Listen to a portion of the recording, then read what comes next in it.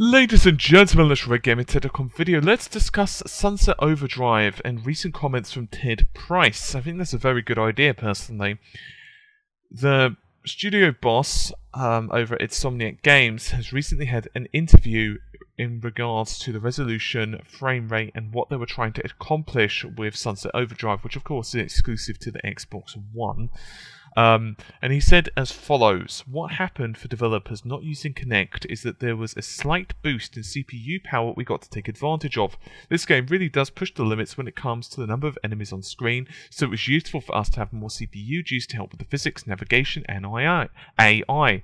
We're running at 900p and 30 FPS native. This is a game that will have a lot on the screen, and we made the choice to be at 900 because we wanted to push the level of detail, action, and the size of the city and the views you can experience as you move around.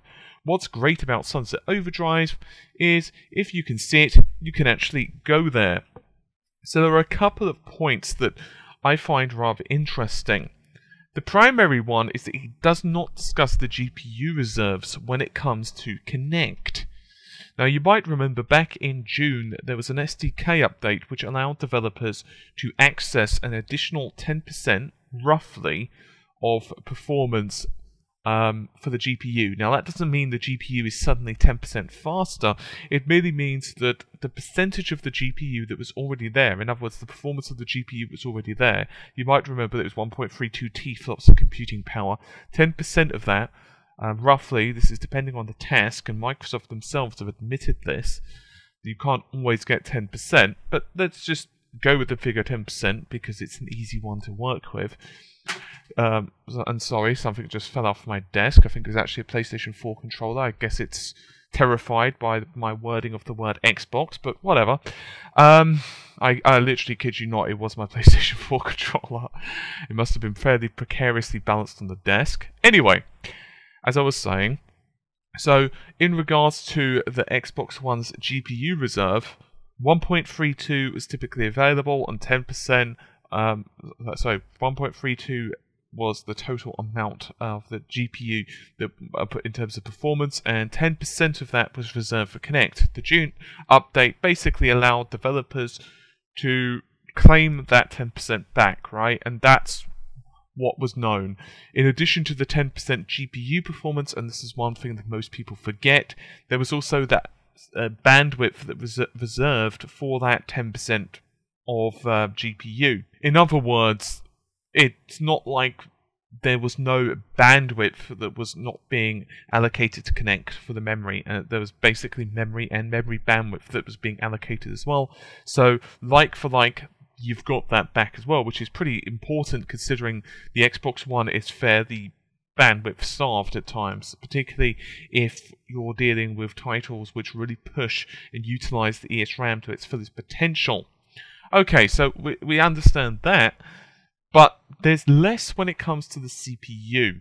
I've heard some comments to say that the CPU of the Xbox One's, is being used for Kinect, but they're usually tied in, and then they say CPU and then GPU. And I've done some Googling, and the original comments for the Xbox One never mentioned the CPU really that extensively.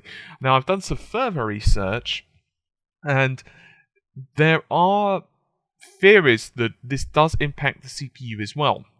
But here's the main point. If you actually read over this quote very carefully, you can interpret it a couple of different ways. And the problem is, I don't have access, like, for example, when we saw Killzone Shadowfall, and when I did like the post-mortem analysis of looking over their PDFs and stuff. Now, obviously, they didn't show us everything because some of it is probably trade secrets. But you can get an idea of what they're running on the CPU threads. You can get a rough idea of what they're running on compute.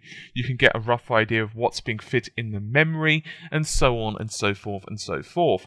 You can't do that with Sunset Overdrive because, as far as I understand it, they've not released any of this stuff to the public. But it would seem that physics, navigation, and AI are all being run on the CPU, which is pretty standard, really. That's not, different to most games. Okay, fine. And draw distance and so on, that can be somewhat GPU and CPU bound. The reason for that is because, well, the CPU has to tell the GPU what to do, but if the GPU can't have the performance spare to draw it, then you're still going to be getting frame rate issues. So that can be taken in multiple different ways in and of itself. And of course, when we're dealing with things such as level of detail and action, that's pretty much the same issue. Open world games are notoriously demanding on all assets of the system. So I just think that's quite an interesting little quote, at least in my personal opinion. When it comes to raw resolution, however, in other words, what the end result would be, typically, not all of the time, but typically, this is the GPU's domain. It's quite simply put, the GPU has to render things at more pixels. Or should I say, it has to push more pixels on screen. Hence, this is why you can get terms such as CPU or GPU bound. To give you a very quick example, if you're not too familiar, let's say you're running a slower CPU with a ridiculously powerful GPU. I'm sure we've all done that. If we're PC gamers, we've all done that at some point. Well, at least I have a couple of times. Like, for example, back in the day, I ordered... What did I order? An X800 and something.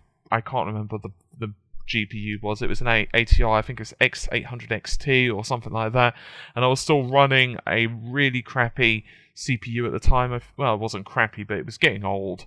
I think it was like one of the earlier Bartons. I think it was like a Barton 2600 or 2500, and my frame rates didn't go up hugely with this X800 XT because it was CPU bound. In other words, quite simply put, I could throw up the resolution and I put on extra levels of anti-aliasing while I was waiting for my new CPU, and then of course I got much better and stable frame rates, and that's just how things work sometimes.